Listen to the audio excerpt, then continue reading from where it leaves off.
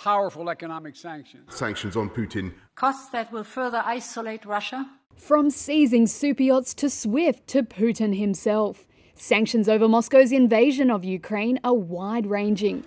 But will they work? Russia has been blocked out of SWIFT, the international banking system. This deal's a blow to Russian trade as it makes it harder for any Russian company to do business internationally. Head of international trade at Acest, Ross Denton, explains what this means.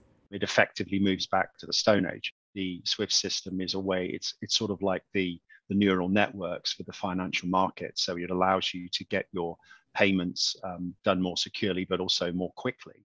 The US and the EU impose sanctions on the Russian central bank, meaning it won't be able to access its international reserves, making Putin's $630 billion war fund worthless.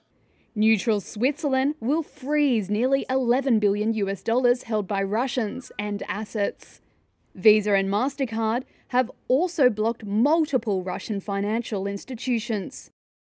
Lawyer Douglas Rediker from Brookings Institution explains more. They're going to be very effective.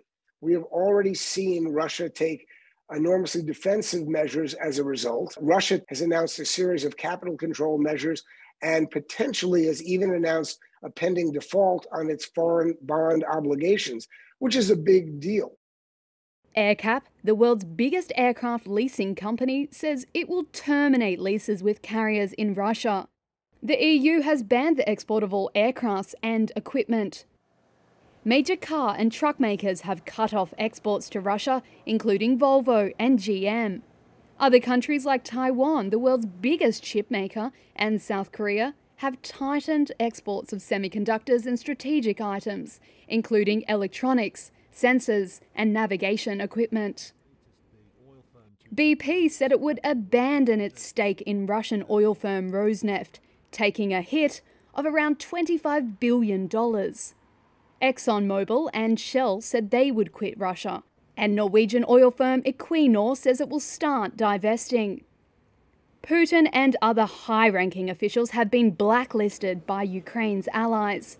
A US task force is hunting down and freezing the assets of sanctioned Russian companies and has imposed sanctions on at least 8 oligarchs. One of them is billionaire Alisher Usmanov, who had his $600 million yacht seized by German authorities.